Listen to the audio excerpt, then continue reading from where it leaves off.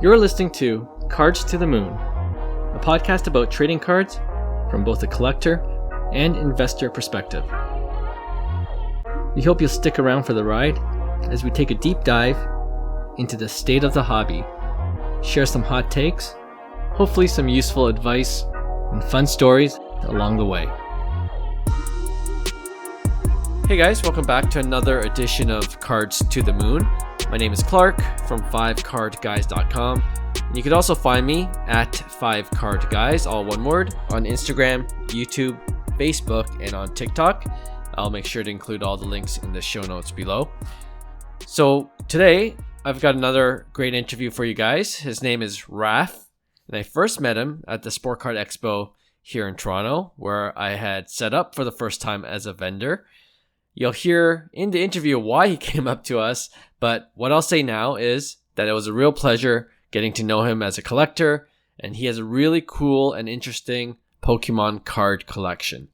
All right, now some of you might not be into Pokemon or Pokemon cards and are more into sports cards like I am, but I couldn't help but be fascinated by his story on how he got into collecting Pokemon cards and how his story is a lot different than many other Pokemon card collectors. So please stay tuned for that interview. But off the top, I just wanted to quickly put in my 2 cents over the whole PSA announcement recently and what everyone seems to be talking about. First, whenever I read news releases from companies, I remember my time as a journalist, you always know that the positive spin is always on top, and any questionable or even negatively perceived news is buried at the bottom. All right, so first, it's obvious the positive spin and the headline PSA wants you to focus on is the $200 million investment into its grading infrastructure over the next 18 months. They say it's the largest investment in grading industry history, which honestly, I believe, but I imagine PSA is also making tons of cash right now, so the investment is frankly warranted. PSA, they also mentioned that they've already invested over $100 million since 2021. Now, obviously, that's not a small number, but at the same time, I think it's fair to question, with all that money invested to date, it doesn't seem to be hardly enough with all the issues we're having with grading, i.e., turnaround times, and the cost of grading in general going up. Now, the demand for grading services is through the roof, which is why they'll say we have all these issues. In fact, according to their numbers, they said they graded 2 million cards in 2020, and that jumped to more than 19 million cards 5 years later in 2025. In 2026, it seems like it's already tracking even higher, with grading numbers up almost 40% year over year for the first 4 months of this year. So yes, the demand is huge. But as we said on the pod before, all the problems at PSA due to the high demand can't just be blamed on the company. Now, I believe there's a certain amount of responsibility we have to take as collectors when we continually submit to PSA, even as the service arguably gets worse. Now, I get it. The ROI on PSA 10 cards is very attractive. But that ROI, I think, is very dependent on getting your cards back at a reasonable time. And I'll get back to that issue in just a second. But one way to address this issue is, I know a lot of people say it, to take your cards elsewhere, like Beckett. Oh wait, the same company owns them. Or SGC, right, also under the Collectors Inc. umbrella. So how about TAG or CGC? If we're honest, the ROI isn't that great for sports cards right now, so many of us are just going to stick with PSA. And this is my main point. You have to shoulder some of the blame. It's not to say we can't demand better from PSA, since we are loyal paying customers, but we do have a major role in the unprecedented demand that we're seeing right now at PSA. Now, we can talk about monopoly and the fear of services getting even worse by Collectors Inc. if they just continue to gobble up market share. But I feel that's best for another standalone episode. So I'm going to move on to what PSA says they'll be spending the $200 million investment on. And it seems like they're focused on three major areas. First is infrastructure, which means for them doubling their physical footprint to be able to process all the increasing cards. Two is technology to improve the logistics, tracking, and grading systems for assumably better speed and accuracy in grading. And three is hiring, with about 1,000 new employees and graders they're committed to bringing on board by the end of 2026, which, to be honest, doesn't seem like that much to me anyway. So if you're looking at this with a glass half full perspective, the hobby boom hasn't slowed down, and increasing grading demand is a healthy, bullish sign for the trading card industry overall. But it's not all roses. Like I said before, here's the news they kind of buried in the release. So for one, while they're investing all this money, the turnaround times for many of the service levels are increasing.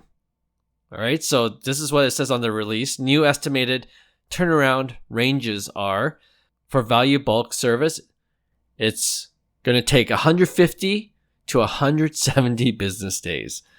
For value service, it's 110 to 130 business days. Value plus, 70 to 90 business days. Regular, 40 to 50 business days. Then you got your express, 30 to 40 business days. And then Super Express will take about 20 to 25 business days. So if you do the math, if you do the calculations, that means bulk submissions, the value bulk, are now approaching 7 to 8 months until you get your cards back. And I'm sorry, I think that's insane. If you're getting cards graded at the value bulk level because of the lower price point, honestly, for me, I'd only consider this now if the cards were for my PC. But if you're looking to flip and reinvest, possibly into new cards, I think the volatility of modern card prices just makes this tier level way too risky for me. And I'm going to say another thing. I think that a service that takes 20 to 40 business days and then calling it express, or even worse, 20 to 25 days and calling that tier quote unquote super express, is kind of laughable. I say just call it regular or regular plus. At least that would be more accurate. Well, speaking of Super Express, that tier has increased in price also. And another noticeable change is that the minimum requirement for value bulk submissions is increasing to 50 card minimums starting May 18th. So what that means is that could make bulk grading less accessible for smaller submitters. But to tell you the truth, I think increasing the minimums to a 50 card minimum won't really do much to slow down the amount of submissions. Smaller submitters will try to probably get even more cards to submit just to hit that minimum threshold, whether it's their own cards or whether it's just finding other collectors to submit more cards at the same time. And if that's the case, I can see a scenario where there's even more demand created for PSA grading services. So again, you can see this as a positive. I'm sure PSA does. More business means a healthy hobby. And I think some collectors even feel that these changes will help the hobby in the long term by reducing the junk slab submissions, since it won't be worthwhile to just grade anything anymore. On the other hand, no one likes longer turnaround times and higher grading costs. And again, I have to ask, at what point will collectors just say they've had enough? If we ever hit a 1-year turnaround, is that enough to say, you know what? I'm going to go to another grading company because at least I'll get the cards back in a month and I can sell them quicker to buy more cards I like. Or, I don't know, will collectors wait it out and hope the card values after a whole year haven't gone down much? Or worst case scenario, tanked in value. All right, that's my rant for the day. Let me know where you guys stand with where we are right now with PSA. You can always DM me at 5cardguys on Instagram or message me at 5cardguys on Facebook. All right, as I mentioned, we do have an interview for this episode. So here's my conversation with Raph, whose Pokemon card collection is definitely unique. Enjoy. All right, we got another special guest interview on the pod today, and I actually met him at the recent Sport Card Expo here in Toronto when he came up to our booth and said he was a fan of the pod. So I'm grateful we were able to connect. His name is Raph. You can find him on Instagram at GymLeaderRaph. And the reason why he's on the pod today is because in our brief conversation we had at the expo, he was showing me how he collected some very unique Pokemon cards. And if there's such a thing as truly scarce and rare Pokemon cards, he definitely has them. So I'll let him explain over the course of today's conversation. But without further ado, Raph, welcome to the podcast. Thank you very much, man. An absolute pleasure. I'm glad I reached out and I got over my kind of a shame of hey, I'm a fan, and just got there and to spark the conversation. So yeah, thank you so much for having me. No, the pleasure is all mine, and I'm grateful for all our listeners. Like I was sharing in a previous episode when I was shouting out everyone that came up to our booth during the expo. But before we get into what you collect, Raph, tell us about your hobby journey. You know, when did you start collecting? What did you collect? I'm really interested to hear where it all began for you. I am first and foremost a player. So I started Mm, with cards. So I'm Brazilian, and so we don't have a sports card scene in Brazil. What we okay. do have is a gaming scene. So I started playing Magic, and I played Magic and Pokemon starting the like 99, 98, and then I truly never stopped. And I traveled a bunch for Magic inside Brazil and outside, and I made a ton of friends. And I just, through playing Magic, that was kind of a my way of kind of escape, right, Mm, from reality. And most of my really really good friends up to today, until today, are Magic players or people that I met through Magic. wow. And then when we moved to Canada in 2019, pandemic hit 3 months after. And then after we were over that hump, I was like, oh my God, I'm missing this social component of my life, which is the card games. Yes. Uh, and funny enough, most of my Magic friends, in a way, had migrated to Pokemon, but not as players, but as Uh-huh. judges. Oh, Uh, interesting. so they were like, hey, you should really try Pokemon. It's a very, it's a great game. It's the cheapest game to play, hands down. Hmm. So being a new immigrant in the country, it was like, yeah, that sounds awesome. Cheap, yes. uh, Okay. so I started playing, and at some point, I started judging, and I realized quickly that I enjoyed judging more than playing. And Huh. nowadays, I basically only judge Pokemon. I play other card games, but for Pokemon, I only judge. Interesting. Uh, and side by side with that, I had sold most of my Magic collection before we moved to Canada. I like it was a down payment of my wife's and I apartment in Brazil. Had I Mhm. waited post COVID, it would have been the full apartment because everything exploded in price. Right. Uh, and so I was depleted of collection. And then once I started judging and I started going to events, I started slowly building a collection back up again. Okay. You said a lot of interesting things. First, I'm just curious. Why do you think a lot of your friends you were saying that were playing Magic and then kind of went over to the Pokemon side? Why do you think the interest was more with judging rather than playing? So most of what ended up happening is most of them became Magic judges.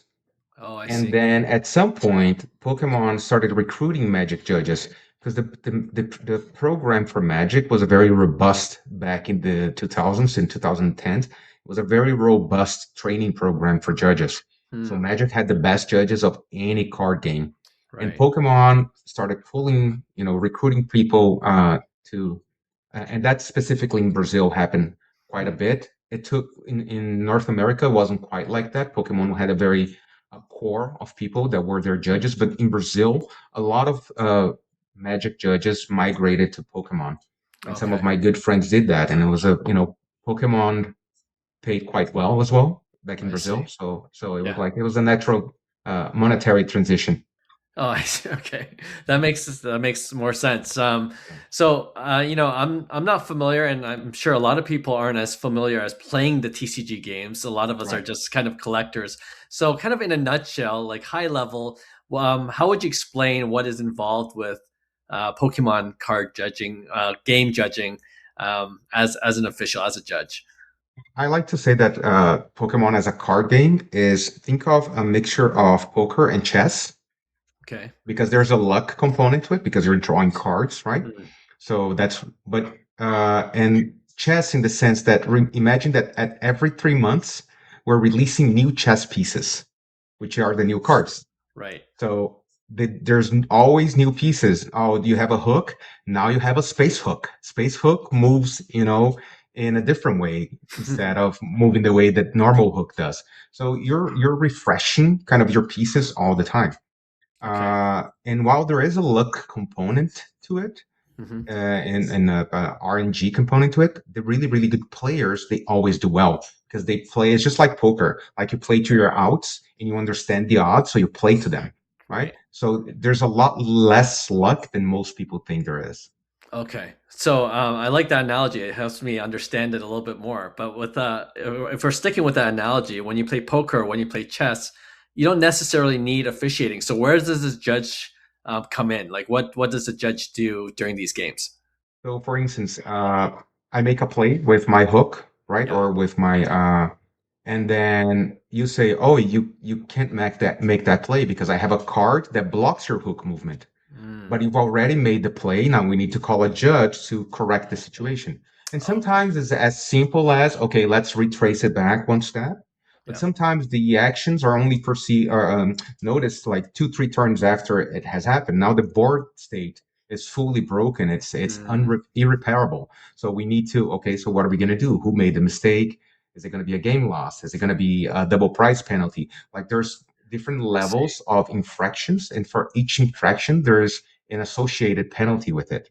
So Okay. depending on how damaging the mistake was, and it's usually mistakes. There's also the occasional cheaters, Hmm. uh, but it's always like how damaging to the game state was that mistake, and then we Right. correct it based on that. Okay, okay, that's fascinating. And in terms of, I guess that as a judge, you got to know all the rules and you got to be on top of things. So what is that? Is there a training to be a judge? Like what's involved with that? For every game is a little bit different. For Pokemon specific, you have Prof U, which is the professor university, because we're Okay. not judges. Judges is a role you take. I am actually a Pokemon professor. Like me and Oak, we go side by side. We're Okay. buddies. Yes. So Pokemon professors, you can specialize as a tournament organizer. You can specialize as a TCG judge or a video game judge or a Pokemon Go judge, and there Mm, are all different certifications you can have.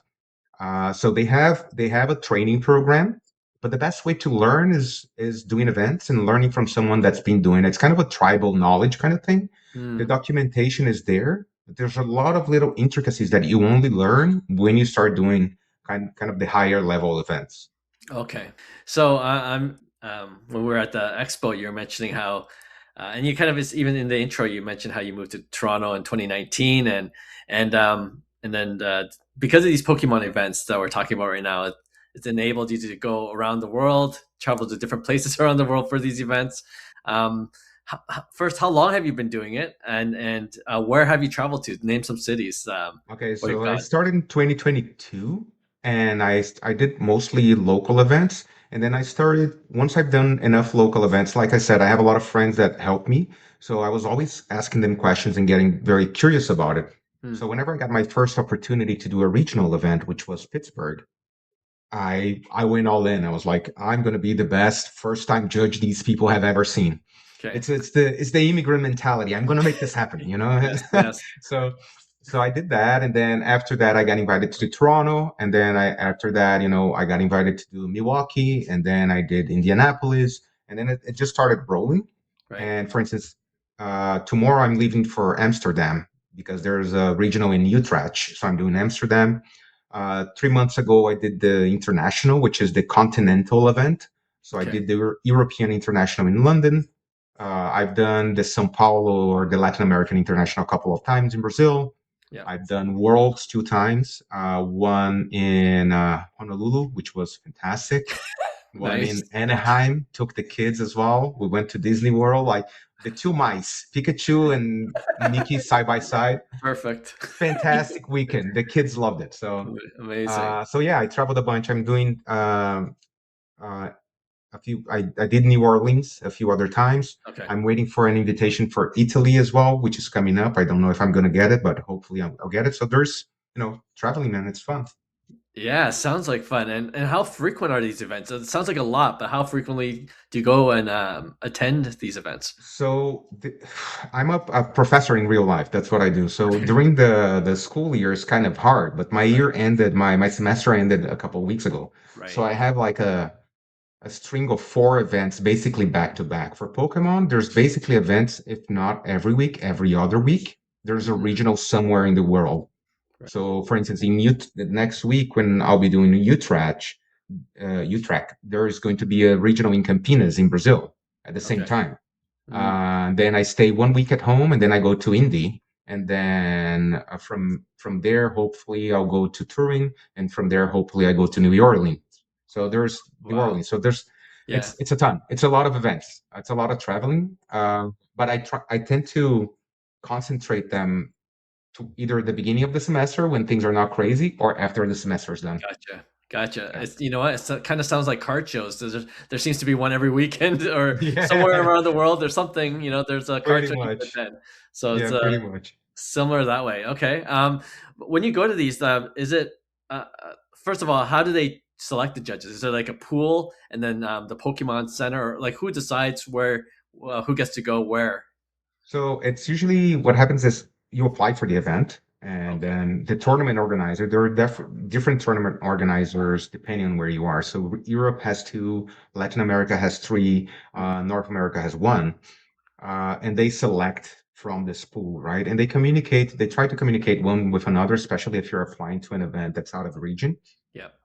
But TPCI always has a say on it, like, these guys, like the Pokemon Company International, which is different from the Pokemon Company. The Pokemon Company International deals with everything in the Western world, and the Pokemon Company itself is Asia based, right? So Mm, Japan.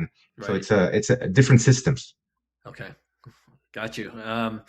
Yeah, no, I'm learning a lot already, and this is great. When you go traveling, I guess how do they treat you? Do they fly you out, or you got to like, So well, how's it work?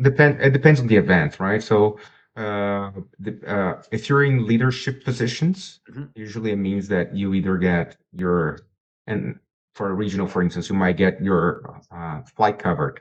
Right. Hotel is covered for everyone, but the flight gets covered.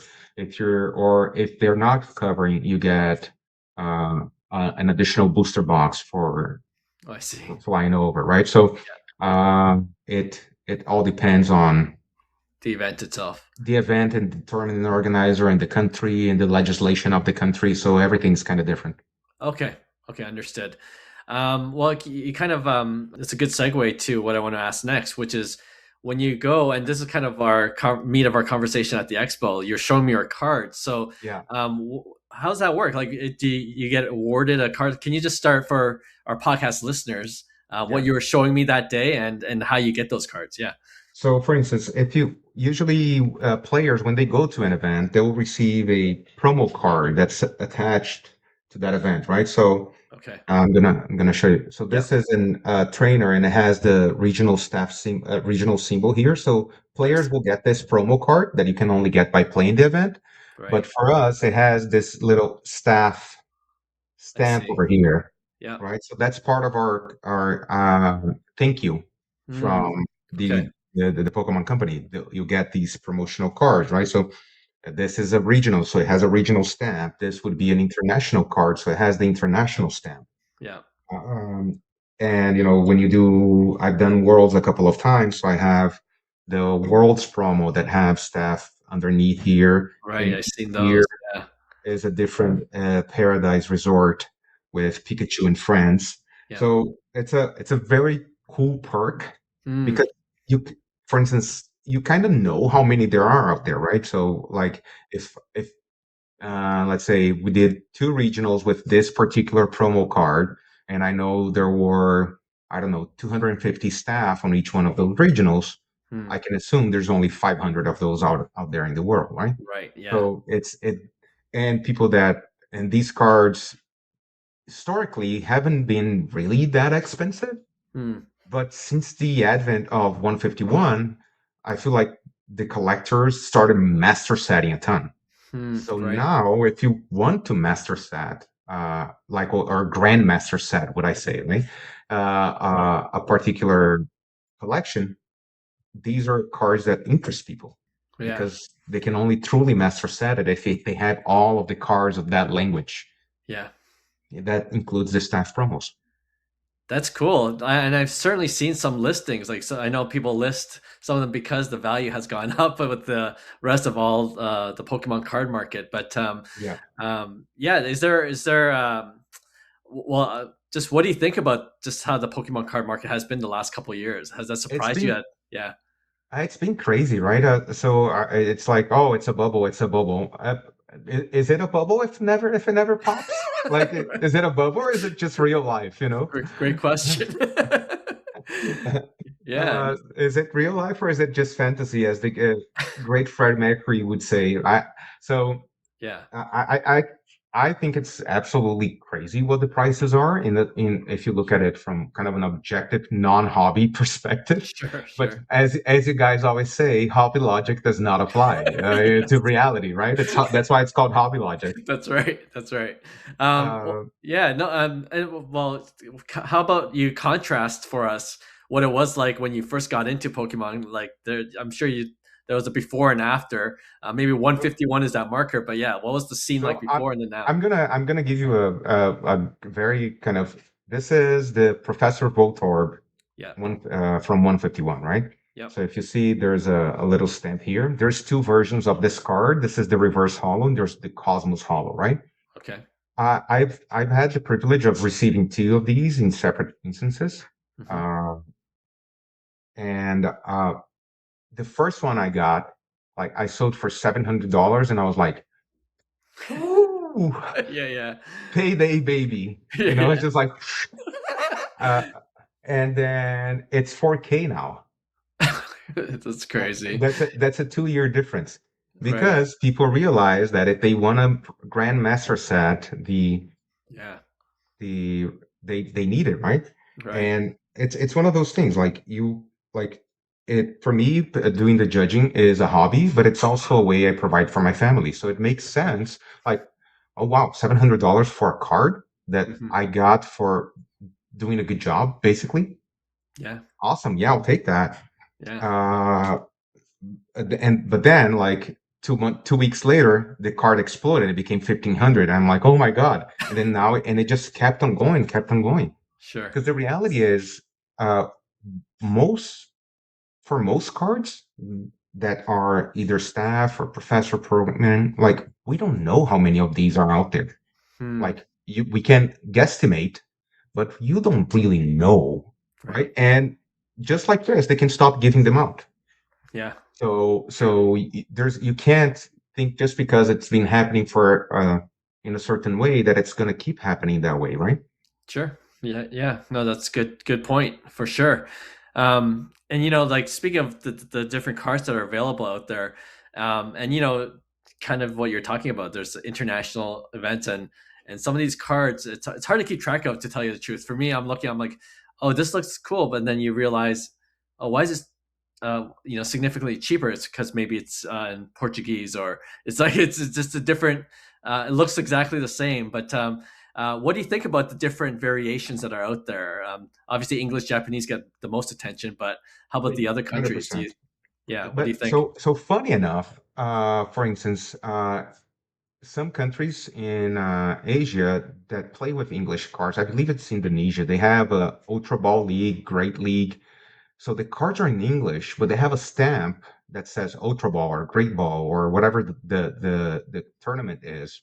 Okay. And for instance, there is a Mew EX from 151 base art, nothing different from what you get on the booster pack, but it Yeah. has the Ultra Ball stamp, that's a 7,500 Canadian card Wow. Okay. because it's so difficult to get. But if you Yes. want a Grandmaster set 151 in English, you need that card. Yeah. Yeah. So it's Yeah. bonkers. I think the only word to describe it is bonkers. But Yeah. it's also very niche, right? It's not everyone that's really interested in it in these kind of cards. So Right. it's also kind of a very closed market. It's not like because also most of them are trainers. They're not actually Pokemon. Mm. So not a lot of people collect trainers. They want to have the actual Pokemon, right? Which is one Sure. of the big differences, for instance, from staff cards in One Piece or judge cards in One Piece. They are always a character, right? Okay. Or they're commonly a character. Yeah. So there's a higher desire attached to Yes. characters in Pokemon than to trainers. No, that's another great point. And but I could also see, as the Pokemon card community grows and people are coming into it as collectors and as players, um, as it grows, I can see more demand for trainers. Maybe they're like there's a more affinity, and then all of a sudden, because there's so few of these cards, those spike up in value. So I could see a scenario where that plays out in the near future. 100%. Like there was a moment in time, I would say about a year and a half, 2 years ago, where Okay. all full art trainers absolutely exploded in value. Mm, And then it just they exploded and then they plateaued. And they're super plateaued since then, full right. art trainers. I believe that at some point they're gonna explode again, and it's just gonna be they're not going back, they're never dropping, they're just at the Yeah. new low, right? But the Yeah. new Yeah. low is too high. Yes, it's a new brand new floor, that's for sure. Correct. Yeah. Um, can you explain? You were mentioning that one of the cards that you get is only Voltorbs. Why is that? And Well, yeah, can you explain that? so the Voltorbs are part of the so in the bigger events, internationals and sometimes at regionals, you have uh, professors that are more experienced that assume the role of a mentor. Hmm. So a mentor is a person that has done plenty of events and is able to help coach the younger professors or the professors that are in their first big international event, or that went through a very difficult judge call, had Mm, a stressful interaction with a parent, perhaps. So the mentors are there to play support. okay. So the mentors are the ones that do the Voltorb drill, which is a drill where you receive a Voltorb because the Voltorb self explodes. So I'm guessing that's where it comes from. Okay. So it's kind of a test of Mm, your skills. So you're gonna run through a scenario of what would you do if this happened? What would you do if this happened? How would you react? What do you think is the right ruling? How would you contact the leads, or how would you talk to the parent? mm, So at the end of the Voltorb drill, if you succeeded on the Voltorb drill, you get gifted the Voltorb, right? So that's, for instance, this is the 151 Voltorb, yeah. and this is the Paldea evolved Voltorb, Right. which was the Voltorb previous to this one. Okay. So depending on the event and what's the newest Voltorb, you're going to get a different card. So perhaps as soon as they print a new Voltorb, the Voltorb from 151 will be gone and we'll never see it again. That's cool. I like that. Yeah, yeah. It sounds like you've done a lot of events. Do you know yourself how many you've received over the time you've been judged in terms of those So special cards? so this one I bought it. I've never gotten the Paldea evolved one, but I wanted to have it, so I Okay. bought it. Okay. I received two of these. Uh, one at Worlds in Hawaii, and Okay. one in São Paulo just last year at the international event. The But 151. the 151 Okay. one. Yeah. And there's still so and there's one more difference is that there's so the reverse hollow and there's the Cosmos hollow. Okay. Now the Cosmos hollow from and once again, from my understanding, from what I've seen, the mentors are gifted one. Okay. So in every event, there's maybe like 6 or 7 or 8, because Hmm. that's the amount of mentors there are. So there's not really that many of those because only Right. the mentors get them, and then the people that they do the Voltorb drill with get the regular one. So the Okay. Cosmos Hollow is like 12K right now, Wow. Canadian. Yeah. So it's a big boy. Yeah. No, Yeah. and rightfully so because of the rarity. So for people that don't know the difference between a regular hollow and a Cosmo hollow, like what is the It's a physical difference. sparkle. It's almost Okay. like a refractor and an X-fractor, right? Oh, I So see. one has Yeah. a pattern and the other one doesn't. Okay. I've been learning from the guys at Yeah. Minted how all the sports stuff. Like I love that it. to me is so much more confusing, right? So much more confusing. There's like so many variations. It's a blue, it's a pink, it's a purple, 299, 199. What are we doing, dude? That's you know what's so funny? You saying that I'm working on a real IG reel that I'm gonna put out shortly of like asking the question: do we have too many parallels? I think 2025, 26 Topps Chrome basketball. There's about 60 different parallels out there. So to Yeah. your point, sports Yeah. card is. I see how it can be more confusing in a Just lot give of me ways. cooler inserts. Just that's it. Just give me cooler inserts and I'll be happy. Just take all of these things away. I think a lot of other sports car collectors will agree with you. Um, no, this has been great, Raf. I appreciate your time just educating me, and I'm sure a lot of our listeners about this. And when I saw the different cards, the binders that that you're showing me, I'm like, Yeah. this. I could already sense this is it's so cool to just kind of be able to see it.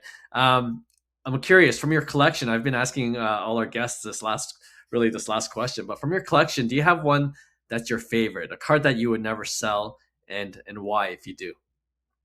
I don't know. I love the card, but I also love the freedom and the liberty they give me to do other things. So Mm, I have for instance, one card that I hope my son never sells is a card. The first SIR we opened together, which was a Mega Kangaskhan. We graded it. It came back a 10. I put it in a beautiful sled protection, and he has it in his room. So that's a card that it's not mine, it's his. So I hope he never sells it. But other than that, I feel like finally I learned what I like. I like small sets of collections or interconnected cards. okay. So let's say I have these are the three legendary dogs. So the Raging Bolt, Walking Wake, and Gouging Fire.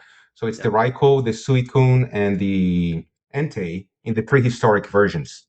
Mm, So I like to complete these small sets. Okay, I yeah. have the three. Beautiful, I'm done.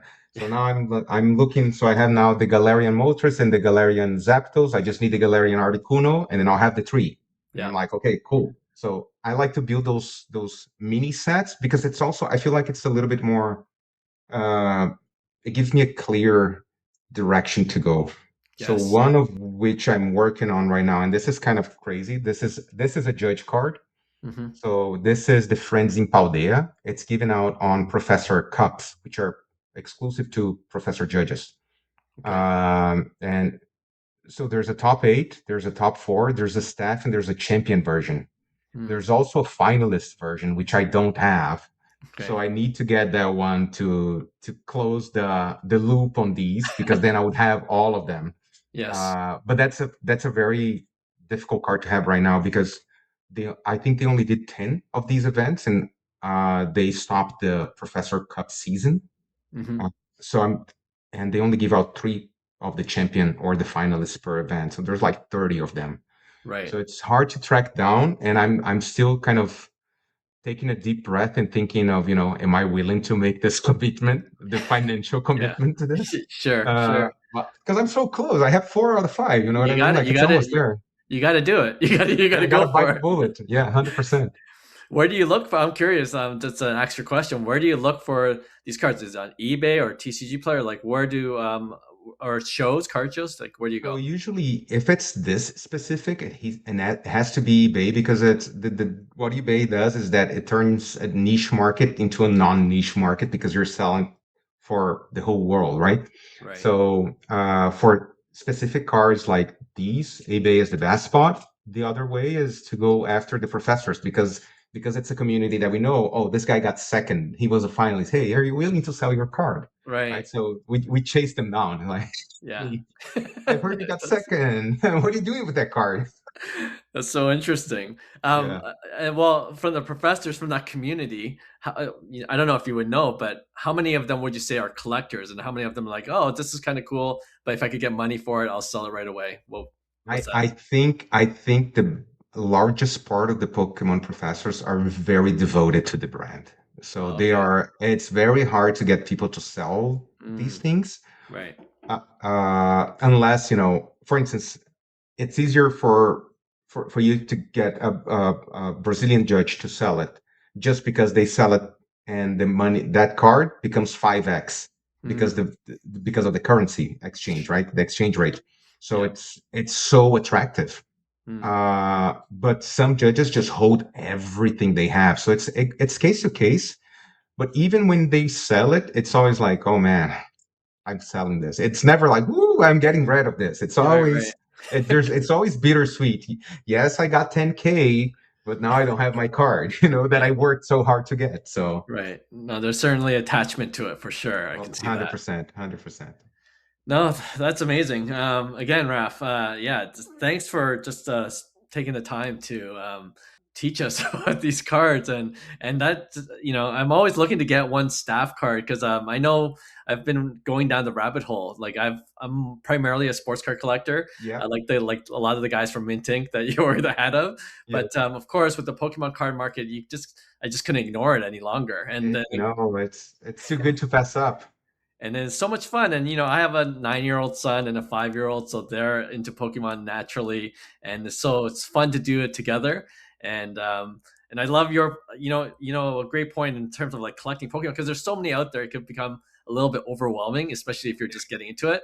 I love your idea of like just collecting small sets, and that's All kind set. of how I started. I just like learned about starters, the original starters, Squirtle, Bulbasaur, Yeah, and Charmander. I'm yeah. like, you know what? I'm just going to focus on these cards, and Beautiful. wherever I can collect those three together, I think Yeah. that looks nice together. So yeah, that's a way of collecting that that works out for me at least. Yeah, I think it makes it simple, it's attainable, and like you have this clear goal, like, and then you're like, you can really focus your collection dollars and put Yeah. them into, okay, I have this thing that I want to do. So for instance, I have a long-term goal, which is to get all tag teams in a Okay. 10. Right. And I only got four. I'm not rushing. And Yeah. that's one of the things, like I'll be okay to sell some of my cards if they're going to this particular uh uh fund or they're Yes. gonna turn into something else, right? You can't have them all. Yeah. As great as it would be to be Ash Ketchum and catch them all, I think that's very unattainable with the current market prices. not in this card market currently as we No, are in man, right now. no, not at all. But it's fun to be collecting right now Oh yeah, with a lot of other Pokemon. I mean, you were there at the Sport Card Expo. The TCG card market is just taking over so many different booths now, and it's insane. kind of cool to see that as well. But yeah, Raf, thanks again for your time. I really appreciate it, and we'll definitely keep in touch because you're in the Toronto area, so just We'll as see we each are. other for sure. Yes. Hey, thanks for listening to Cards to the Moon. We'd really appreciate you subscribing to our podcast wherever you listen to your podcasts. And you can also connect with each of us on Instagram at 5cardguys, or you can follow Hyung at Integrity Sports Cards, or John at TradeU at Recess. You can also check us out at 5cardguys.com. Thanks again, and hope to connect soon.